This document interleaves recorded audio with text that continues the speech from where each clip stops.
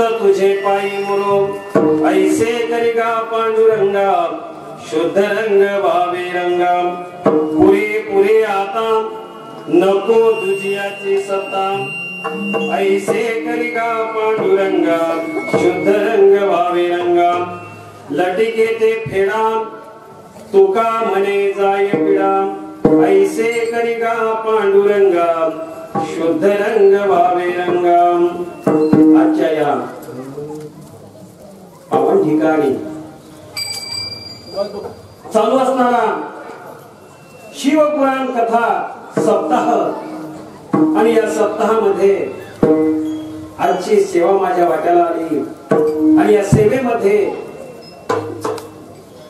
जगत वंदनीय श्रीमंत संत तुकोबाराय यांचा सर्व संतांच्या बाबतीत कोणी नाही मागणी केली असा हा अभंग या ठिकाणी सेवेसाठी मी घेतलेला आहे।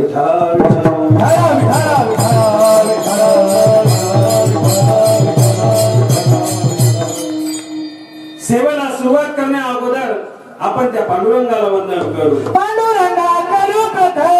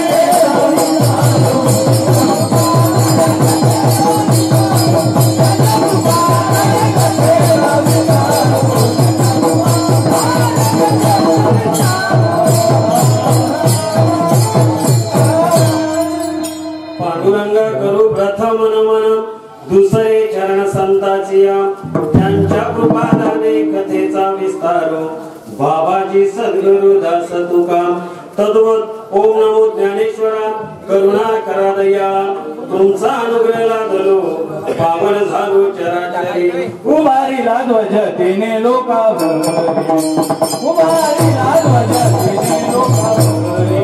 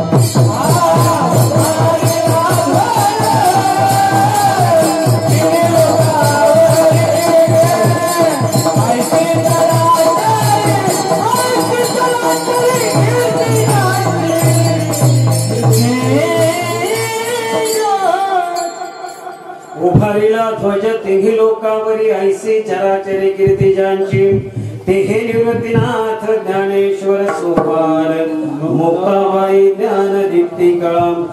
प्रस्तुत पावन ठिकाणी घेतलेला अभंग प्रपंच ओसरो चित्त तुझे पायी मुरो ऐसे करिका पांडुरंगा शुद्ध रंग वावे रंगा.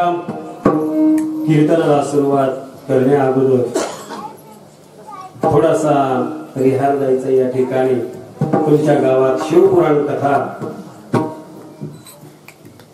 अतिशय सुंदर शिवाची कथा या ठिकाणी चालू आहे.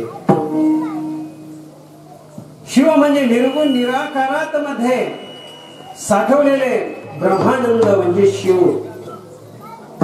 आणि त्या शिवाचं शिवपुराण आपण ऐकत आहात. आणि त्याच्यातलाच हा चालू असणारा सप्ताह. आणि हे टाळकरी मंडळी तुमच्या गावाची आहेत, काही बाहेर गावाची आहेत, सगळे बाहेर गावचे का? वा वा बघा, सर्व बाहेर गावची मंडळी आहे. तुमच्या गावातली आहेत, पण त्यांना वाटतं बाहेर गावची मंडळी आली, आपल्या गावात त्यांना मोठापणा. बरोबर आहे. हे सर्व बाहेर गावची मंडळी पखवादे बुवा गाण्याच्या आधी बघा नवीन आहे. सुरेख महाराजांनी म्हटलं वा वा. ते बाबा म्हणतात या ठिकाणी वयाची तर मर्यादा नाही, पण थोर संत असे मागे उभे आहेत. तुम्ही सर्व पुरुष मंडळी, गावातले सर्व महिला मंडळ, परगावची मंडळी असतील या ठिकाणी आलेले.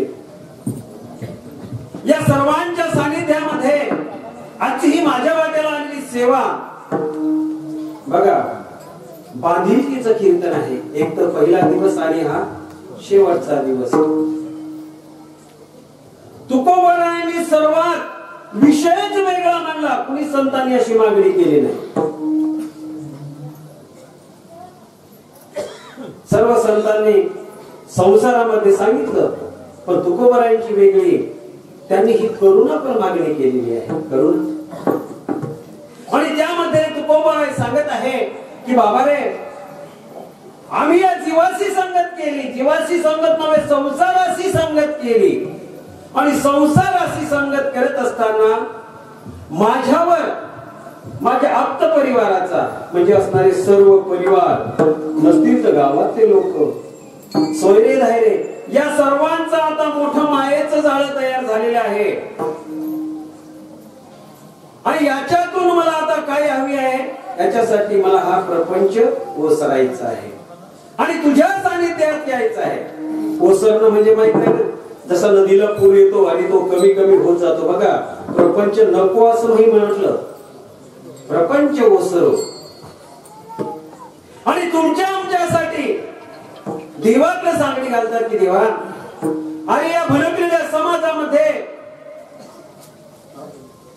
त्यांना या संसारातून मुक्ती मिळण्यासाठी, जीवा शिवाची भेट करण्यासाठी प्रपंच ओसरो चित्त तुझे पायी मुरो ऐसे करिगा पांडुरंगा शुद्ध रंग वा बेरंगा. बघा, याच्यातून सर्व मुक्ती करून याच्यापासून मला थोडं दूर नेत नेत ओसर म्हणजे पाण्यासारखं कमी कमी करत या मनाला तू याचा जो ओझ झालेला आहे ते कमी कर. आणि कमी करत असताना देवाला मार्गही सांगतात बघा. आपल्यासारखा मार्ग नाही, देवाला मार्ग तुकोबारा सांगतात. ऐसे करिगा पांडुरंगा, पांडुरंगा तू असं कर शुद्ध रंग वा बेरंगा. याच्याही नंतर आता ही सत्ता आम्हाला समजली. कोणी लोभासाठी आमच्या जवळ आहे, कोणी मोहमायेनं आमच्या जवळ आहे. आता हे मला सर्व समजलं, पण आता हे काय झालं, मला हे नको आहे. पुरे पुरे आता नको तुझी सत्ता. ऐसे करिगा पांडुरंगा शुद्ध रंग वावे रंगा. आणि अगदी सोप्या भाषेत लटिके ते फेडा, लटिके ते फेडा तुका म्हणे जाय पिढा. ऐसे करिगा पांडुरंगा शुद्ध रंग वावे रंगा. इतक्या सोप्या भाषेत सरळ सरळ भावार्थ तुकोबरायांनी सांगितलेला आहे. आणि हा भावार्थ कोणी सांगितलेला आहे, संत मालिकेतून सांगितलेला आहे की श्री संताची ये माता चरणावरी, श्री संताची ये माता चरणावरी, संताची माता चरणावरी.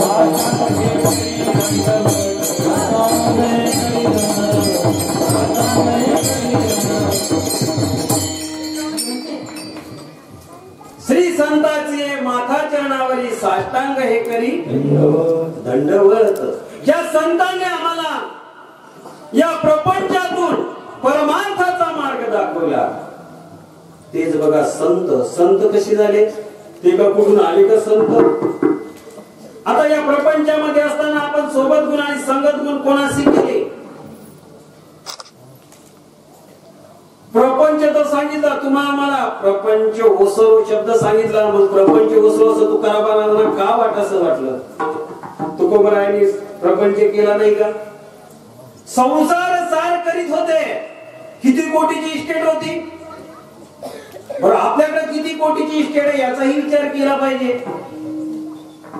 आता एखाद्या अतिधनवान व्यक्तीनं सांगाव की मी इतका पैसा कमवला शेवटी माझा जेव्हा या ठिकाणून मी माझ्या मार्गाला लागलो म्हणजे सोडून जाणार आणि शेवटच्या घटिकेमध्ये मला जेव्हा मरण आलं त्यावेळेस मला माझ्या पोरांनी मला माझ्या नातवांनी पैशात जाळलं. दिसलं का तुम्हाला? कुठं जाळलं का कोण? आतापर्यंत जेवढे रुपये फेकत होते तेच रुपये बंद पडत आले. आता फेकायला बी नाही. ते मुरमुरे तरी बरी आहे, ते बी बंद झाले. आता सर्व बंद होत चाललं. याचं कारण काय आहे? आता सप्ताह बघा, सप्त्यामध्ये कीर्तन असलं. या आता खेड्यावरचे काळकरी म्हणून बरं आहे, यांना याच्या परमार्थाशी जास्त मार्ग लागलेला आहे. म्हणजे परमार्थाची ओढ आहे मनामध्ये. कीर्तन करायचे संत आहे ते तितक्या लांबून येतात. आणि या ठिकाणी बाकीचे बघा टाइम बघतील. महाराज टाइम झाला 8:30 झाले. अगोदरच इथं पूर्व सूचना असते, महाराज आमच्या गावाची वेळ आहे 8 ते 10. मी तिथे विचारलं म्हणलं आपल्या गावाची वेळ? ते म्हणे महाराज टाळकरी मंडळी परगावची आहे. 8:15 8:30 वाजता सुरू झालं की निजात 3-4 वाजेपर्यंत संपवा. विठाला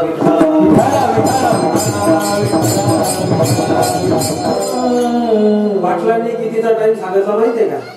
ज्यांच्याकडे आम्ही होतो ते चालू द्या म्हणे 3-4 वाजेपर्यंत. हे पहा काकड्यापर्यंत चालू द्या.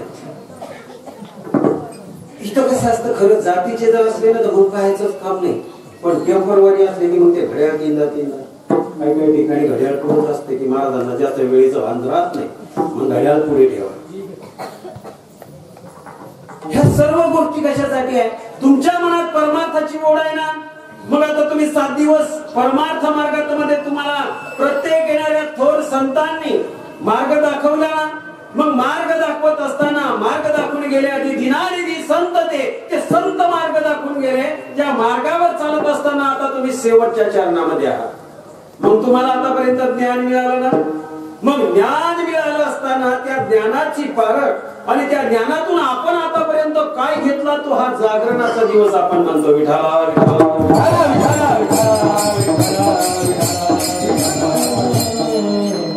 खरं म्हणजे हा जागरणाचा दिवस आहे.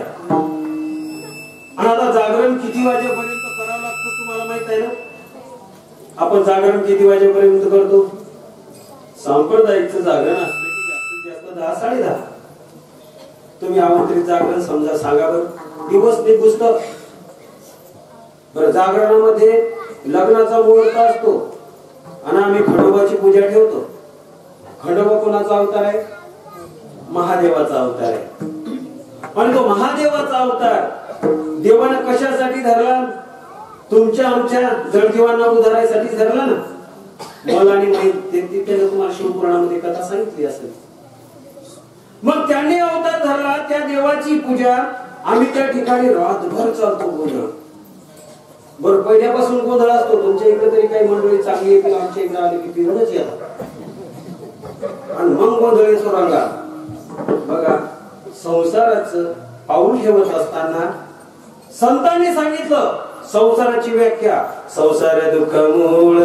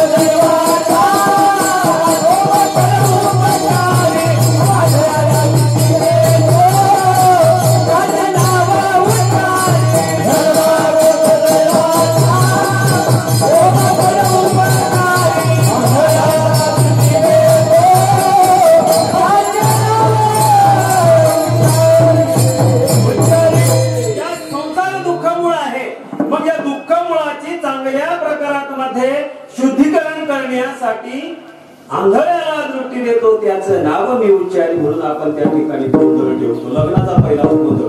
मग तिथं दारू पिऊन जर झाला तर सारा गोंधळ नाही होत का? मग आता बी आमचा गोंधळच होतो का नाही? बरं, खंडोबाचं नाव काही वेगळं आहे का? तुम्हाला माहिती आहे ना, मागचा महिना गेला तुमच्या इकडे तरी उचलतात नाही का? नाही उचलत. तुमच्या भागात काही वेगळं आहे का? आमच्या भागात वेगळं आहे का? घाटावर तुम्ही असे बसू नका बसू. आपल्याला जागरण करायचं आहे. तुम्ही असे बोला. आतापर्यंत तुम्हाला तत्वज्ञान त्या संतांनी सांगितलं, त्यातून थोडा उच्चार करा. चुकलं तर चुकलं. त्या खंडोबाची वारी आपण आता मागचा महिना झाला इथं पूर्ण झालेली आहे. सर्वांनी ती वारी केली. ती इतकी सोपी आहे का? संतांनी सांगितलेले आहे, अहम वागा सोहम वागा प्रेम नगरा वारी, सावध होऊन भजनी लागा देव करा कैवारी. मल्हारीची वारी माझ्या मल्हारीची वारी, मल्हारीची वारी माझ्या मल्हारीची वारी,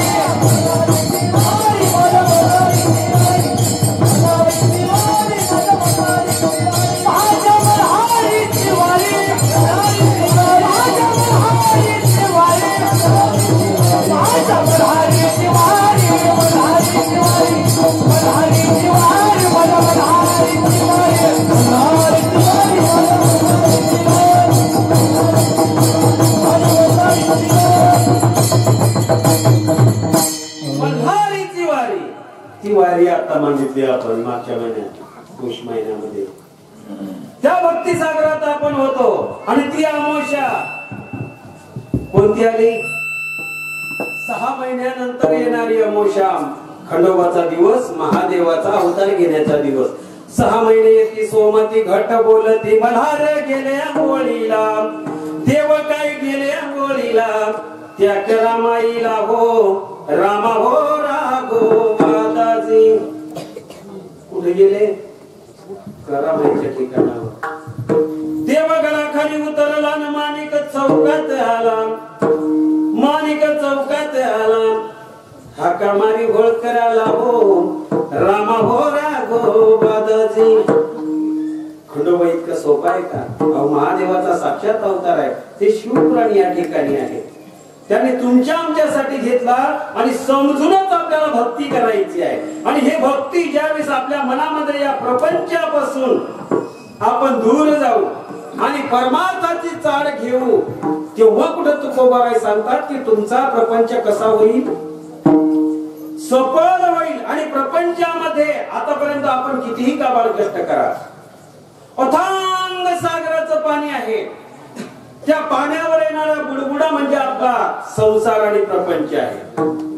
तितक्या टायमात एखादी लाट आली की जेवढं असलं तेवढं वसरून जात. मग हा प्रपंच आपल्याला काय करायचा आहे? शुद्ध करायचा आहे. मग त्याच्यासाठी काय करायचं आहे? संतांची चाळ धरायची आहे. आणि ज्यावेळी आपण संतांच्या सानिध्यात येऊ आणि या ठिकाणी म्हणजे या अशा सत्संगात आपण आलो, या कथेमध्ये आपण आलो आणि अशा हरिकीर्तनात आपण आलो, तेव्हा आपलं चित्त कसं होईल? शुद्ध. आणि चित्त शुद्ध झालं तर मग चित्त जर शुद्ध झालं तर सर्व आपल्या जवळ येतात ना, मनात ते विकार जातात. चित्त शुद्ध म्हणे गोपाळ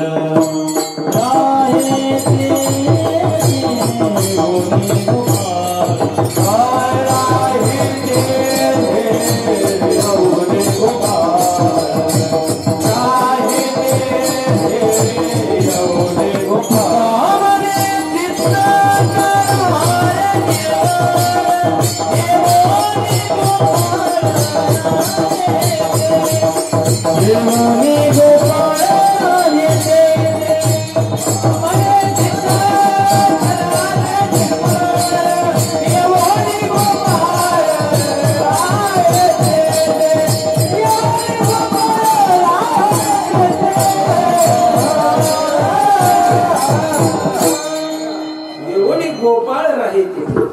तुका म्हणे करावे कीर्तन, करावे निर्मळ, करावे चित्त करावे निर्मळ, निर्मळ. हे चित्त निर्मळ करा. आणि जेव्हा निर्मळ होईल तिथं येऊन गोपाळ राहील तेथे. मग हे निर्मळ चित्त झाल्यासाठी काय करावं लागेल? या मार्गात यावं लागेल. हातानं टाळी आणि मुखानं नामस्मरण करावं लागेल आणि ते पांडुरंग परमात्म्याचं शुद्ध नामस्मरण आपल्या चित्तामध्ये साठावं लागेल. मग काय होईल? साठविला हरी हृदयामध्ये. आपल्या हृदयामध्ये हरी साठवल्याच्या नंतर मग सर्वच हरिहरी सारखं होतं बरं. मग हरिहरा पुढे येतात विषय. मग हे शिवाचं शिवपान तुम्ही करत आहात. बघा, याच्या अगोदर पर्व होतं की सर्व महिला मंडळ शिवाची पूजा करण्यासाठी जात होते ना. मग जात असताना तुम्ही मागणी करायला जात होते. बेल 108, त्याच्यामध्ये पंचामृत, जसं सांगितलं शास्त्री महाराजांनी तसं चालू होतं. आता प्रत्येक गावात प्रत्येक खेड्यात महादेवाच्या मंदिरावर इतका बेल. किती? एवढा बेल. बरं, बेल व्हायला हे बरोबर आहे, पण आपली पूजा सफल झाली का याचं उत्तर मी सांगतो तुम्हाला. आता तुम्ही सांगा बरं, मला फक्त प्रश्न सांगतो. पहिल्या बाईनं बेल व्हायच्या अगोदर महादेवाच्या पिंडीला शुद्ध स्नान घातलं. त्याच्यानंतर शुद्ध स्नान घालत असताना त्याच्यावर दही, तुम्ही पंचामृत म्हणता ते सर्व टाकलं. पंचामृत टाकल्याच्या नंतर त्याच्यावर डबल आपण थोडं पाणी टाकलं आणि त्याच्यावर बेल व्हायला. दुसरी बाई शेजारी बसली होती, त्या बाईने मी वरून शुद्ध पाणी टाकलं, डबल पंचामृत दही टाकलं आणि डबल त्याच्यावर बेल व्हायला. असं करता करता दिवसभरात 15 बायांनी पूजा केली. एका घंट्याच्या 15 बायांनी ओम नमः शिवायचा जप केला. 15 बाया निघून गेल्यानंतर येणारे जसं जसं बाईचं काम संपलं तसं तसं त्या देवाच्या मंदिरात, महादेवाच्या मंदिरात बाया गेल्या. आता त्या पिंडीवर तो बेल आणि दही, ते पंचसाखर गिकर सर्व त्या पिंडीवर महादेवाच्या. आणि खालचा जो बेलाचा जो पाला होता तो त्या दह्यानं साखरेनं काय झालं? खराब झाला, सडला. आणि सडल्याच्या नंतर त्या ठिकाणी आळ्या पडल्या बारीक बारीक. कशावर? महादेवाच्या पिंडीवर. मग त्या आळ्या देवाच्या अंगावर हिंडायला लागल्या आणि तुम्ही पूजा करून घरी गेल्या. आता देवाच्या अंगावर ती झालेल्या बेलाची घाण. आता याच्यापासून तुमचं पुण्य झालं का पाप झालं? पाप झालं. पुण्य झालं नाही, पापही झालं नाही. देवाला माहित आहे यांनी भोळ्या भक्तीने केलं, कारण भोळा शंकर आहे. पण आपल्या अंगावर का आपल्या कुठे घाण झाली तर किती चांगलं वाटेल आपल्याला. प्रत्येकानं पूजा केली पाहिजे, असं नाही पूजा नाही केली पाहिजे, पण शुद्ध आणि एकचित्तानं करा. देवावर बेल व्हायला ना चांगली गोष्ट आहे, त्यांना पंचामृतानं स्नान घातलं ना चांगली गोष्ट आहे, पण मग शुद्ध पिंड धुवून घ्यायची. त्याच्यावर देवाचं नामस्मरण केलेलं महादेवाच्या पिंडीच्या खाली लिंगावरच त्यावर व्हायला पाहिजे असं नाही. त्याच्या शेजारी खाली देवाच्या नावानं बेल व्हायचा. देवाचे शुद्ध दिसणारे पिंड स्वरूप आपल्या डोळ्यामध्ये साठवलं पाहिजे. आपण त्याच्यावर पूर्ण बेलाचा पोळा टाकून देतो आणि आपल्याला देवाचं स्वरूपच दिसत नाही. मग आमच्या हृदयामध्ये स्वरूप साठवायसाठी काय करावं लागेल? ते आधी शुद्ध करावं लागेल. आणि ज्या वेळेस आपण शुद्ध करू आणि ते शुद्ध पिंड आपल्या नेत्रांमध्ये बसेल, हृदयामध्ये बसेल, तेव्हा काय होईल? दुरी नाही देव त्याला, त्याला दुरी नाही देव त्याला, त्याला दुरी नाही देव त्याला, त्याला दुरी नाही देव त्याला.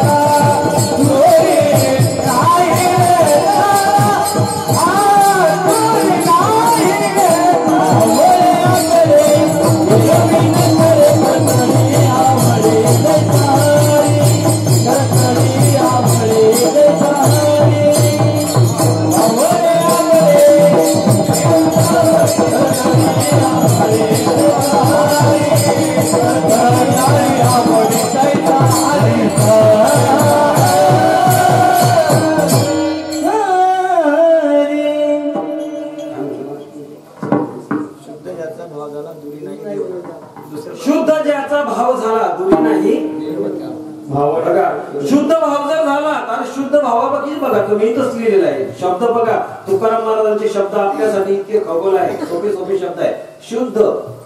आता शुद्ध जर भाव झाल्यावर काय शुद्ध विजय पोटी फळे सरळ आहे की नाही अर्थ. म्हणून सोप्या सोप्या भाषेत भडकलेल्या समाजासाठी एकमेव गाथा तुकोबारायांनी निर्माण केला. आम्ही माणसं एवढी हुशार निघलो आम्ही गाथा तसा ठेवला फक्त माथा खलास केला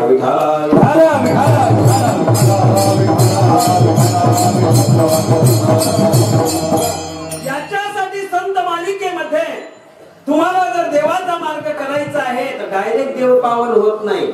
त्याच्यासाठी संत असतात. मग ती गुरु परंपरा आपल्याला सांगितलेली आहे. मग गुरु तुम्हाला शिकवतात आणि गुरुला शिकवल्याच्या नंतर आपल्यामध्ये काय होतं आपल्यामध्ये भक्तीची मार्ग जागृत होतो. कारण गुरु कसे आहे गुरुदाता पटली काले निपट दावे अंधेरा काल जंजाल को लेकर भाग्य हो गया ध्यान उजिएरा खेलत खेलत गगन में शून्य समाई दास कबीरा अखंड खेले तो खाक में खाक मिलाई. बघा गुरुदाता पटली काले निपट दावे अंधेरा काल जंजाल को लेकर भाग्य हो गया ज्ञान उजिएरा.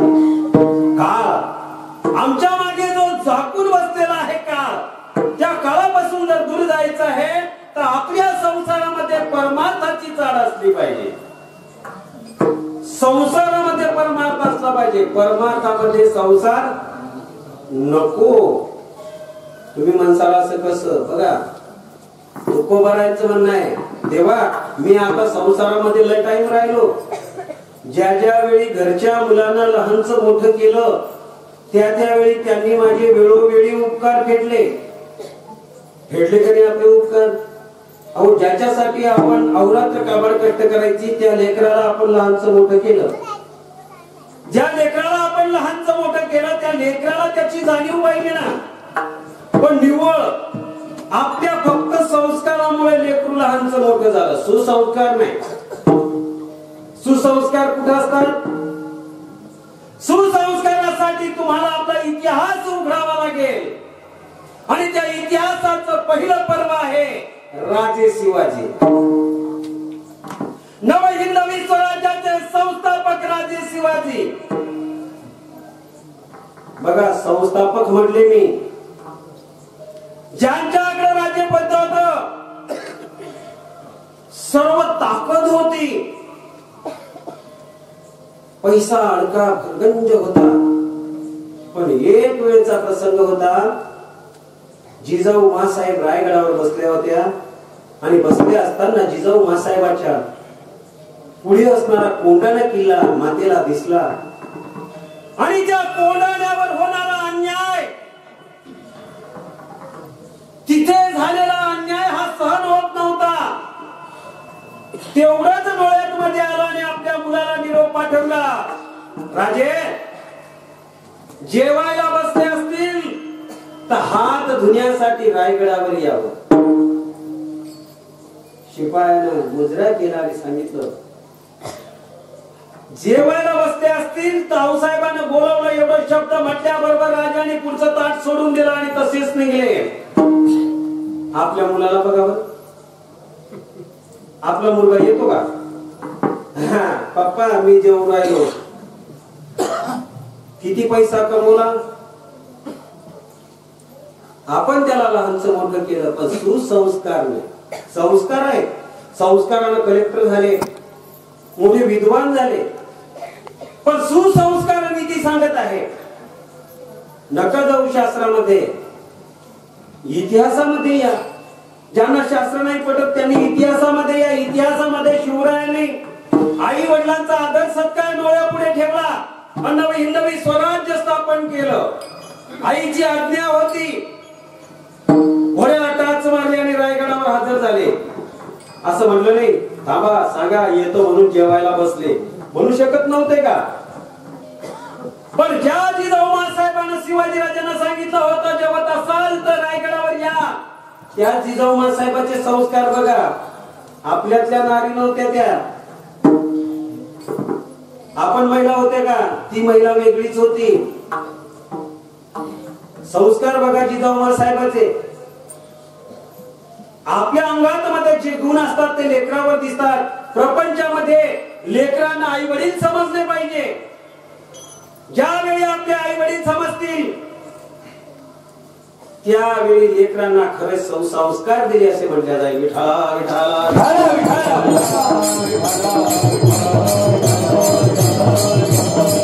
आणि त्यासाठी तुकोबाराय म्हणतात मी हा प्रपंच पाहिला, या प्रपंचातला मायाजाळ पाहिलं, या मायाजाळामध्ये आम्ही भुललो.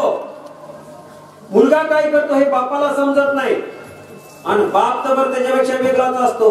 कारण ज्या बार मध्ये बाप गेला ते पलीकडे दरवाजातून पोरगा बाहेर निघतो, कारण त्याला कॅमेरा दिसतो म्हातारा या दरवाजातून बाहेर.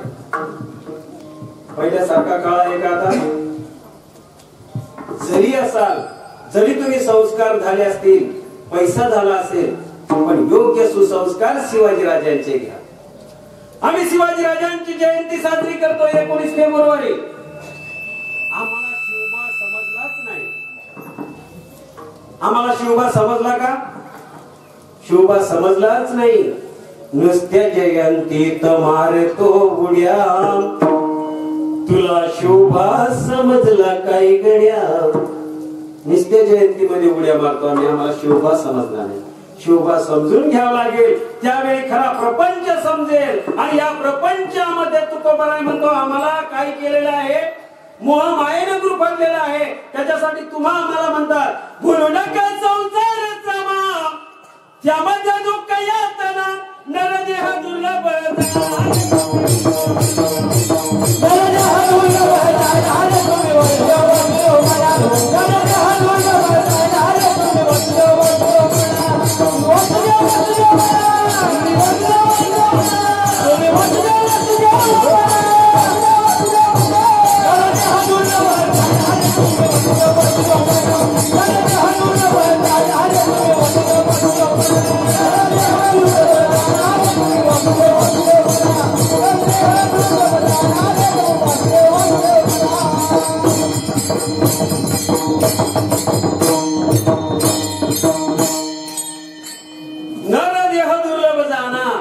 वासुदेव वासुदेव म्हणा. शत वर्षाची गणना तुम्ही आठवा मधुसूदना. तुम्हाला ज्या ज्या वेळेस या संसारामध्ये मोहमायेने गुरफटले ना, मग त्या वेळेस तुम्ही काय करा, याची आठवण करा, त्या पांडुरंगाचं नामस्मरण चिंतन करा. तेव्हा तुम्हाला प्रपंचातलं मायाजाळाचं बंधन तुटता येईल.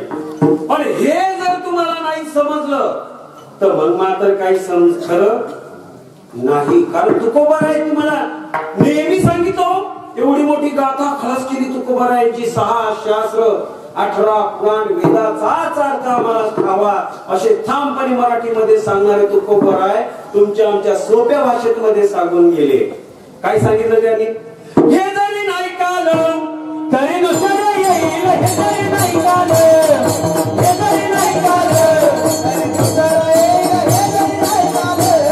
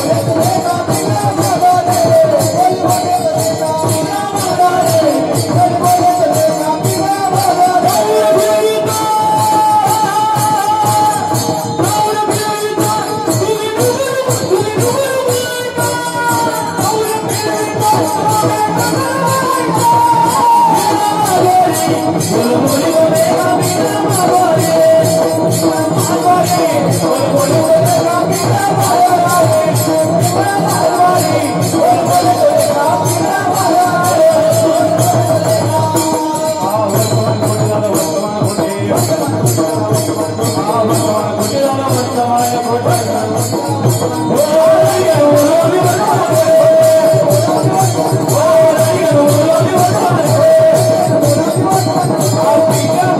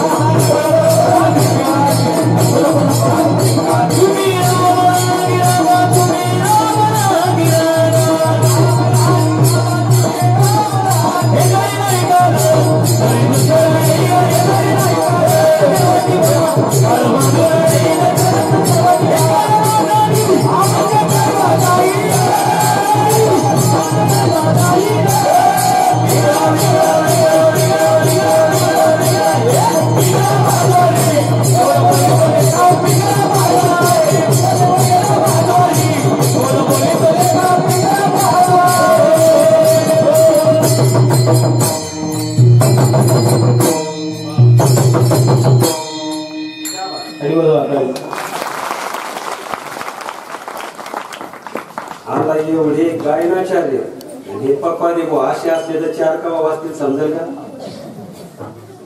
तुमचा तर आवाजच येत नाही. महाराज हे दररोजच चालू आहे, जाऊ द्या. तुम्हाला जर जड होत असेल तर मला काय करायचं? आपलं कार्यच कसं असतं. तुम्ही जर म्हटलं की महाराज हो तर हो, तुम्ही जर म्हटले की महाराज नाही राहिलं असू द्या. हे जरी नाही काल तुम्हाला हे सर्व तत्व संत सांगतात, आपण सांगतच नाही. प्रपंच व सर्व चित्त तुझे पायी मुरू.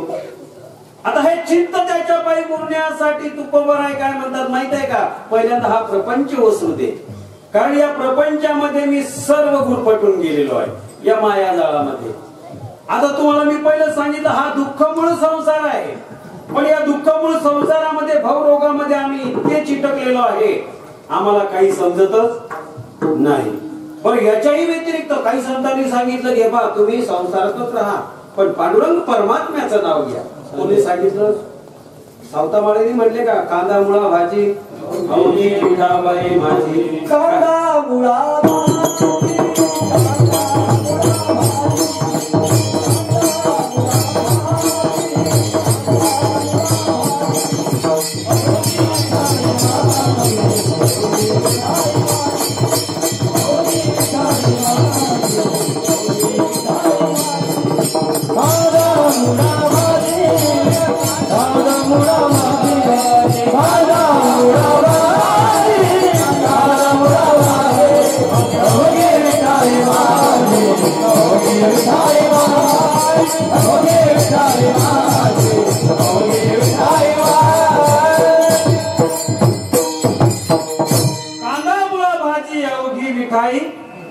माझी. कांदा मुळा भाजी लसूण मिरची कोथिंबीर अवघा झाला. बघा संसारात राहून परमात्माची सेवा. बघा परमार्थामध्ये संसार नाही, संसारामध्ये परमार्थ. मी पहिलं सांगितलं तुम्हाला प्रपंचापासून जर वसरायचं असेल ना तर मग त्याच्यामध्ये तुम्ही हातामध्ये टाळ घ्यायचं, नामस्मरण करायचं आणि त्याच्यामध्ये तुम्ही रंगून जायचं. ऑटोमॅटिक तुमचा संसार चालेल. पण आम्ही नाही म्हणतो, आम्हाला संसार करावा लागतो. या गाभ्यातून बसतो, संसार करावाच लागत नाही. आता या ठिकाणी आपण बसलेले आहोत, आता या ठिकाणी आपण गेलो. मागचे संसार करतात कधी? चालत आली कधी परंपरा? हो महाराज तुम्ही आहे म्हणून बरं आहे. आता मी गेल्यावर हे कोणीच करणार आहे, करणारच आहे. कोणीतरी त्या पांडुरंग परमात्म्याने कोणाला तरी त्याची बुद्धी दिलेली आहे, तसं ज्ञान दिलेलं आहे, तसं तुमच्या मागे संसार उचलण्याचं गाडं त्याला समजलेलं आहे. आतापर्यंत सासू सासऱ्यांना दणका लावला होता, माझ्या सुनेले काही समजत नाही, पोराले काही समजत नाही. आता बंधाच काळ बदलला. आता सून म्हणते सासूले समजत नाही, सासऱ्याला समजत नाही. जास्त बोलसाल तुमचं पोरग तुम्ही. पण आता पोरगी म्हणतात हो मा आता आणली तर बरं झालं, आता बोलू नको. ही जर गेली तर दुसरी भेट पहिलीच तर भेटायला तयार नव्हती, तिकडून भेटली. प्रत्येकाला अनुभव आहे. सगळे म्हणतात कुठे भेटल कुठे भेटल. महाराज अनाथ आश्रम आहे का? बघा मुलांचे कोण असतात, महाराज पाहिजे अनाथ आश्रमावर भेटली. काळ आपणच त्या काळातले आहोत आणि काळ असा काळ आला, केलेले कर्म फळ भोगावंच लागेल. मग त्याच्यासाठी तुम्ही संसारात जे जे करसाल ना ते तुम्हाला चुकणार नाही. मग संसारामध्ये तुम्ही काम करत असताना संसार सफल करण्यासाठी काय करायचं आहे? कामामध्ये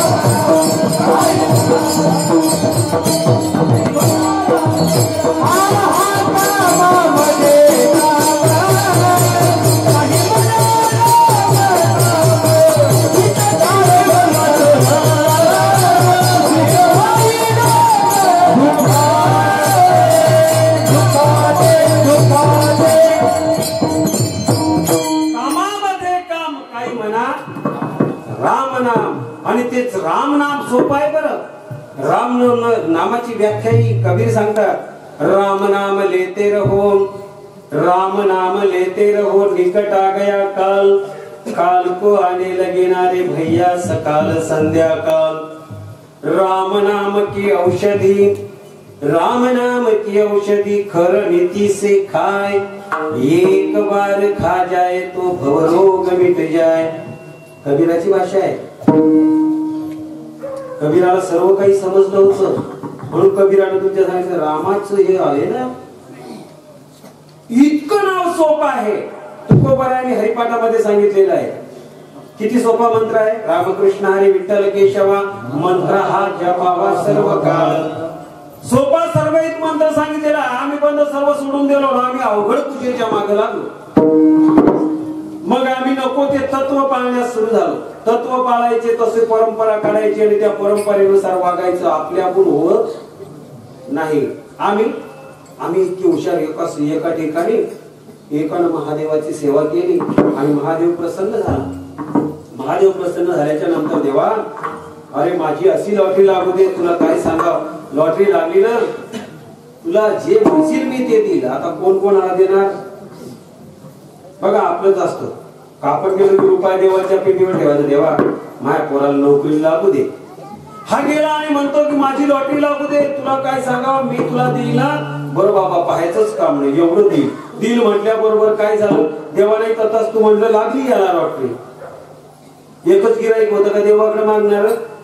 पण त्याची भक्ती होती अनन्य भावे. महादेव भोळा होता, झाला प्रसन्न. लॉटरी लागली, पैसे आले. गेला देवाच्या मंदिरात मध्ये. सोमवाराचा दिवस महादेवाच्या मंदिरात गेला. हे भोले शंकर बाबा, तुम्ही खरंच भोळे आहात. तुम्ही जे सांगितलं ना तेच झालं. मी तुम्हाला जो तुम्हाला पण मानला होता तो पुरा झाला आणि आज मी तो पुरा करण्यासाठी या ठिकाणी आलेलो आहे. आणि त्या ठिकाणी मंदिरात मध्ये गेला आणि गेल्याच्या नंतर महादेवाला म्हणतो, बघ तुझ्यामुळे माझी लॉटरी लागली, बघ किती पैसे. देवाला सांग. आणि मग पैसे आल्याच्या नंतर याच्या मनामध्ये पैसा आला की तुम्हाला माहित आहे काय होतं ते. त्या ठिकाणी गेला, उभा राहिला. देवा काय तुझ्या लीला, किती अवतार धरले देवा तू. अरे बाप रे, मला तर देवा आता तुझ्या मंदिरात आल्यावर अवताराची आठवण झाली. काय तो राम अवतार शांत, काय देवा शांत अवतार घेतला. वनवासामध्ये गेला, त्या अशोक वाटिकेमध्ये होता. आणि अशोक वाटिकेमध्ये असताना तुम्ही हरणाच्या मांग पळाले. लक्ष्मण होता, त्या लक्ष्मणाला सीता म्हणती जा, तुम्हाला कोण बोलवत? राम बोलवत आहे. काय होत? धावाची धावा गणावनात, संकट पडले श्री रघुनाथ. सीता माता लक्ष्मणाला म्हणायला लागली, भाऊजी तुमच्या भावावर संकट आलेलं आहे, तुम्ही धावा. लक्ष्मण म्हणतो, माते तुम्ही म्हणता ही गोष्ट खरी आहे, पण आतापर्यंत रामाला कोणीही संकटात मध्ये पाडू शकलं नाही. मग काय म्हणता माहितीये का, नाहीच ऐकत सीतामाई. नको त्या भाषेमध्ये सीतामाई त्यांना बोलली. मग लक्ष्मणाला थोडं वाईट वाटलं. आतापर्यंत ज्या मातेचं फक्त मी चरण बघितलं, त्या मातेनं मला उलट बोलली. त्याच्यामुळे त्यांनी काय केलं, ऐक तू ऐक सीतामाई, श्रीरामाची हाक नव्हे खास सोन्याचा मृग नव्हे तो कपटी कावा वाटे म्हणा माते तो खास सोन्याचा मृग नाही मला वाटतं पण नाही ऐकत ना मग मी लक्ष्मण रेषावर आता ही लक्ष्मण रेषा या धरण ध्यानात ठेवली होती बघा मला एवढंच सांगायचं होतं तुम्हाला म्हणजे देवा काय अवतार घेतला रामाचा वा काय तो लक्ष्मण त्याला लक्ष्मण रेषा मारली म्हणे तशी मी लक्ष्मण आपल्या दोघात रेषा मारतो म्हणे लक्ष्मण रेषा पडली जितके पैसे रेषेच्या पलीकडे पडतील तेवढे तुमचे जितका अलीकडे पडले तितके माझे आता फेकणं कोणाच्या हाती होते याच्यात हाती यानं धरले आणि असे फेकले की बरोबर काहीच तिकडे पडतील काही बंदी इकडे पडतील त्याला खरं तसेच फेकले 2-4 नोटा तिकडे पडल्या देवा काय तुझे आघात लिहिला आहे बापा बापा बापा आता थोडेच घेतले मध्ये मध्ये दिले जमा केले निघाले त्याच्या मागचा म्हणे हा काय भक्त आहे म्हणे तुमचा येणं तुम्हाला लक्ष्मणाचं उदाहरण दिलं लक्ष्मण रेषा खिचली म्हणे आपल्या कोणी जमत म्हणे देवा तू आम्हाला एवढे पैसे दिले म्हणे पण मी याच्यासारखा नाही म्हणे मला माहिती आहे तो कुठं राहतो वैकुंठामध्ये वैकुंठ कुठे आहे वर म्हणजे आता हे माझ्या जवळचे जेवढी मला लॉटरीला गेले जेवढे वर येतील तेवढे तो खाली पडले तेवढे मै वर फेकले आता वर किती जातील अशी संधी साधू असले तर तुम्हाला मिळेल का काही तर्क आणि वितर्क आपल्या जवळ आहे या प्रपंचामध्ये आम्ही गुरफटलेलो आहे म्हणून तुकोबराय म्हणतात त्याच्यामध्ये लय पाहिलं माझं पोरग मला किती कसं बोललं देवा आता नाही सहन होत माझ्या बायको इतकं मला हलकटवाडी कोणीच बोललं नाही आता बी बघा आई स्वयंपाक करते बाप तिथं बसलेला असतो आणि स्वयंपाक करता करता पोरग पळत येतं ना आई त्याची आई त्याच्या बापाला म्हणते अहो पोरग इतक्या लांबून पळत आलं आणि तुम्हाला समजत नाही तुम्हाला काहीच समजत नाही तुम्हाला जर शिकवी अक्कल नाही आज मी पोरग इतकं पळत आलं धाप्या मारायला एवढं दमवत असता का काय म्हटली बायको अक्कल नाही तुम्हाला अजून बी म्हणजे कोणा अक्कल काढली आपली बायकोनं ह्या आम्हाला अजून समजत नाही ह्या नकळत घडणाऱ्या गोष्टी आहेत पण या गोष्टीमध्ये आम्ही गुंग झालेलो आहे म्हणून आम्हाला प्रपंचाचा वेढा सुचू देत नाही आणि याच्यामध्ये अनुकूल पडलो देवा आता हा कसा झाला पाहिजे ओसरला पाहिजे मी नाही त्रासलो देवा माझं चित्त याच्यामध्ये आता राहू शकत नाही आता मला कुणाचा थारा पाहिजे तुझा पाहिजे प्रपंच वसलो चित्त तुझे पायी म्हणून माझं चित्त आहे ना आता या संसारापासून तुझ्यामध्ये लागलं पाहिजे असं तू काहीतरी कर पण असं करत असताना देवाकडे साकडं घालतात उदाहरण सांगतात ऐसे करिका पांडुरंगा शुद्ध रंग वावे रंगा देवा तुला खरंच जर आता मी विनवणी करतो आहे ना मग त्या विनवणीचं साधन म्हणून मी तुझ्याकडे एक मागणी करतो देवा तू अशी काहीतरी कला कर की या संसारातून माझा ओसरून मला तुझी आवड लागलेली पाहिजे देवाकडे मागणी करायची अशीच असते आपण देवाकडे गेलो की देवा आता मी तुझ्या पायावर नतमस्तक झालेलो आहे तू मला याच्यातून ओसरायचा मार्ग सांग आणि जे करशील ना ते तूच करशील असं म्हण हे कोण म्हटलं होतं मी सांगता सांगता इतिहासावर जाईल हेच जिजाऊ मासाहेबांना साकडं भवानी पुढे घातलं होतं रायगडावर शिवाजी राजांना बोलावलं होतं आणि ज्यावेळी साकडं घातलं माते हा अन्याय अत्याचार माझ्या डोळ्यानं सहन होत नाही ती आपल्याच माता होती ना मग तिच्या मनात काय विचार आला ती जिजाऊ मासाहेब कुठं आहे कोणत्या गावाला जन्माला आली कुठं माहेर हे जिजाईचं आजो हे शुभचं ऐतिहासिक ताण मी महत्वाची टक्केर महत्वाची टक्केर महत्वाची टक्केर आजो हे शुभचं माहेर हे जिजाईचं आजो हे शुभचं ऐतिहासिक ताण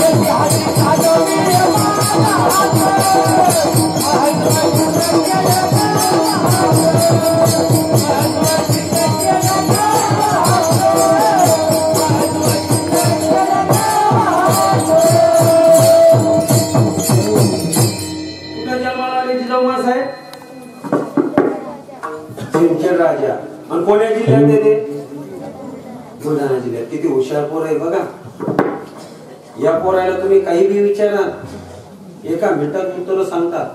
आपल्याला एवढा टाइम नाही, तुम्हाला दाखवलं असतं ते खरं. म्हणजे तुम्ही कोणतेही प्रश्न विचारा, इतके मुलं आता हुशार झालेले आणि यांना ते येतात. पण ती जिजाऊ मासाहेब सिंदखेड राजानगरीमध्ये जन्माला आली.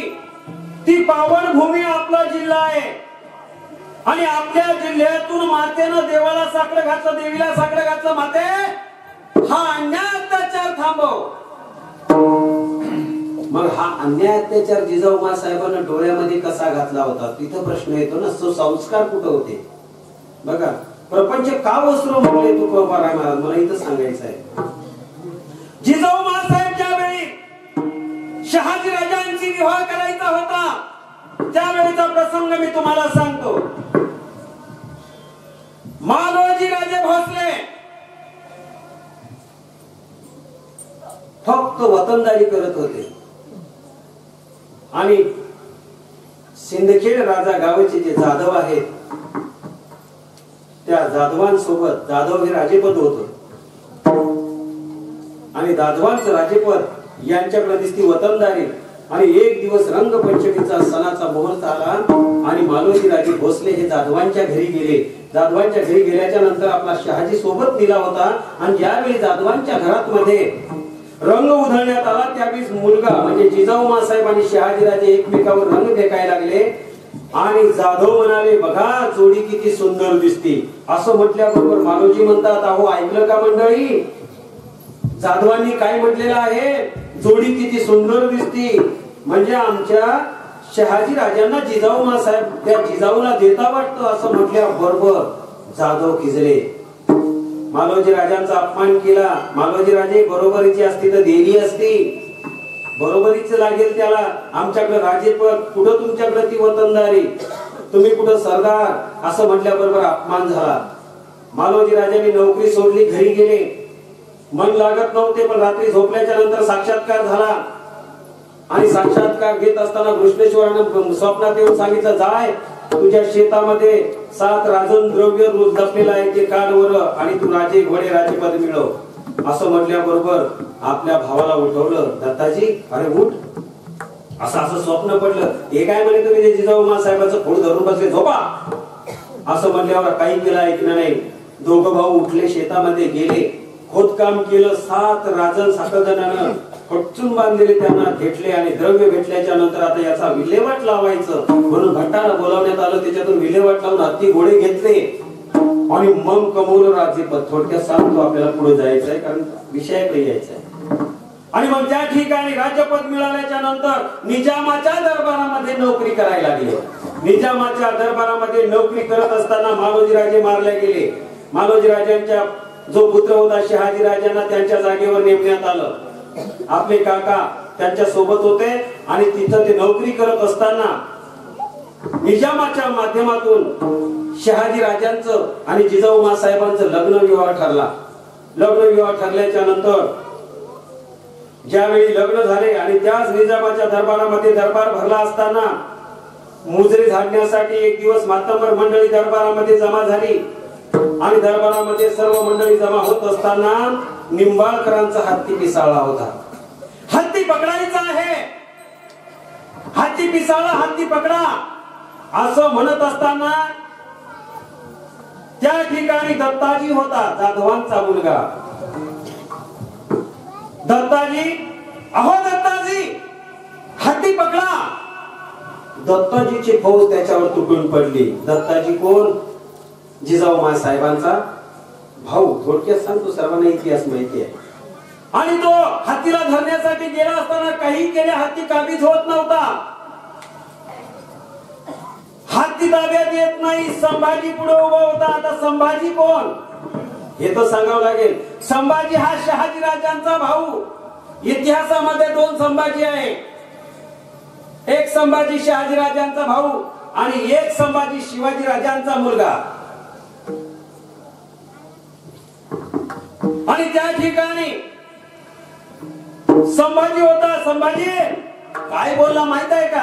अहो दत्ताजी, मनगटात बळ आहे का? हत्ती पकडणं आहे असं रोखून बोलल्याच्या नंतर दत्ताजीनं डबल जोर लावला. काही गेले हाती ताब्यात येत नव्हता तितक्या दत्ताजीचे 2 माणसं चिरडल्या गेले. संभाजी म्हणतात पाहिली तुमची मर्दांजनी आम्ही, असे तुमचे सर्व मरतील पण तुमच्याकडून हाती धरता यायचा आणि जरा मनगट दाखवा. असं म्हटल्याबरोबर दत्ताजीला रागाला तलवार काढली आणि एकाच वारामध्ये हत्तीची सोंड फाटली, चिरल्या गेली. हत्ती धारातील ते पडला. निंबाळकर म्हणतात अहो दत्ताजी आम्हाला हत्ती मारायचा नव्हता, पकडायचा होता. त्या ठिकाणी जिजाऊ साहेब चाललेला वाद आपल्या घरावरून बघत होत्या. थारोळ्यात मध्ये उभ्या होत्या, माळावर उभ्या होत्या आणि त्या ठिकाणी वाद बघत असताना त्या ठिकाणी वाद विकोपाला चालला होता. संभाजी म्हणतात अरे मुक्या जनावरावर ताकद दाखवण्यापेक्षा जरा हाताला हात होऊ द्या. बघा वाद कोणाकोणात लागला. एका ठिकाणी शहाजी राजांचा साला आणि दुसऱ्या बाजूला होता संभाजी शहाजी राजांचा भाऊ. नोकरी परकीयांची करत होते. जिजाऊ साहेब आपल्या माळावर बघत होत्या. बघता बघता एकमेकावर वाद सुरू झाले आणि वाद सुरू झाले असताना त्या तलवारी भिडल्या गेल्या, तलवारी कडाडल्या गेल्या आणि वार करत असताना संभाजीनं दत्ताजी उभा चिरला. आता कोणाला मारलं? संभाजीनं दत्ताजीला मारलं. दत्ताजी कोण होता? जिजाऊ साहेबाचा भाऊ. कुठून पाहिजे माता? घराच्या गच्चीवर उभे राहून पाहिजे थारोळ्यावर. बघता बघता भावाचे तुकडे झाले. हीच गोष्ट जाधवांना समजली. मुच्छड म्हातार त्यांना समजला अहो तुमचा मुलगा मारला गेला. कुणी मारला? संभाजीनं मारला. तुमच्याच जवळच्या भावानं मारला. असं म्हणता म्हणता मुसदी म्हातार पळतच आलो. तलवारीचा वार संभाजीवर केला. बघता बघता संभाजीच्या खांडोळ्या पाडल्या. बघा वाद जिजाऊ साहेबाचं काळी चिर चिर चिर चिर चिरल्या जात. हे पांडुरंगा, हे देवा, हे भवानी माते, अगं या परकीयांसाठी आमचेच आमच्यावर वार करीत आहे. असं म्हणता म्हणता शहाजी राजांना समजलं तुमचा भाऊ मारला गेलाय. कोण मारला? तुमच्या सासऱ्याने मारला. असं म्हणता म्हणता शहाजी धावत आले आणि मग त्या ठिकाणी लखोजीराव जाधव आणि शहाजी एकमेकावर वार करण्यात. तितक्यात लखोजीराव जाधवांच्या तलवारीनं शहाजीच्या दंडावर वार झाला आणि चर दिशी अंगरका फाटून रक्ताची धार उडली. आमच्या मातेनं बघितलं आपल्याच आबानं म्हणजे आपल्याच बापानं माझ्या नवऱ्याच्या अंगावर हात घातला, वरून उडी मारली. म्हणजे आबा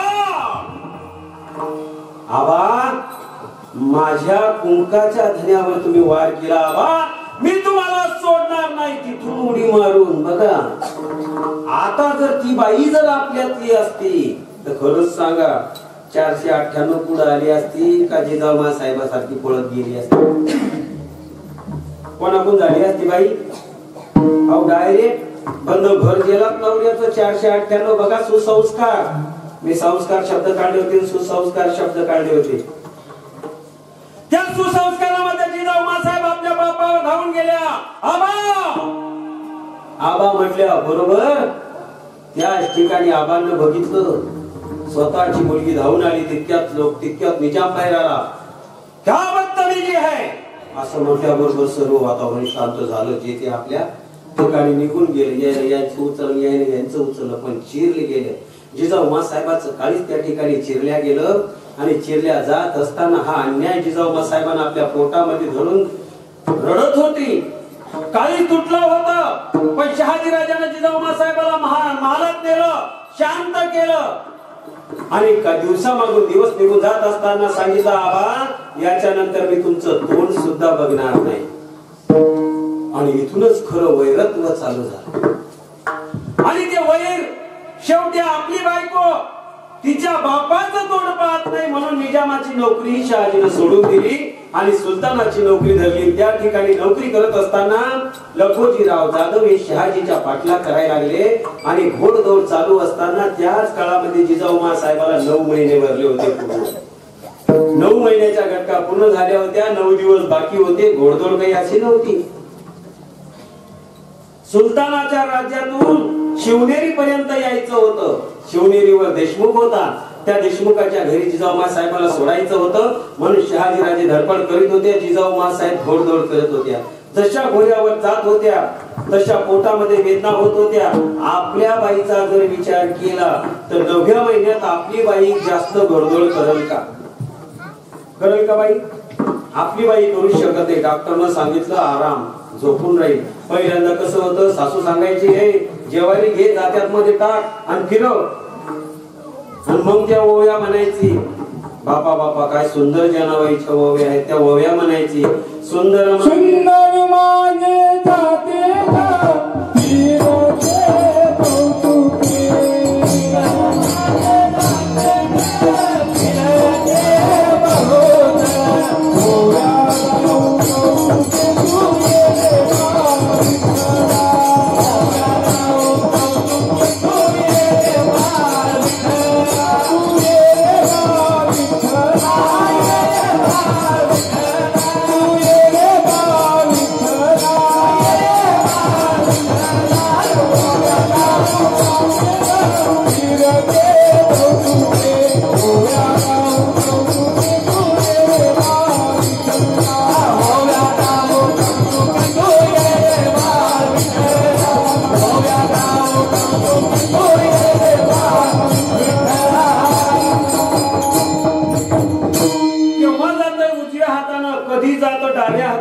त्यांना काय व्हायचं, पोटातलं बाळ इकडून तिकडे फिरायचं, एकदा इकडे फिरायचं, एकदा तिकडे फिरायचं. आई पडत नव्हती, काहीच पडत नव्हती, सीधं राहत होतं बाळ.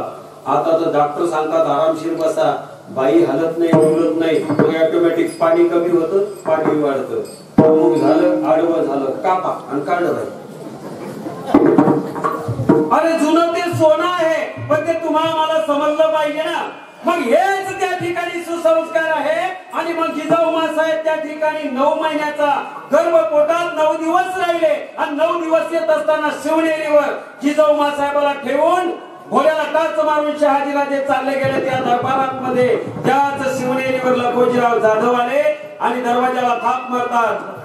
कुठे आहे तो शहाजी? आणि असं म्हणत असताना या ठिकाणचा चौक आहे, मी तुम्हाला सांगणार आहे.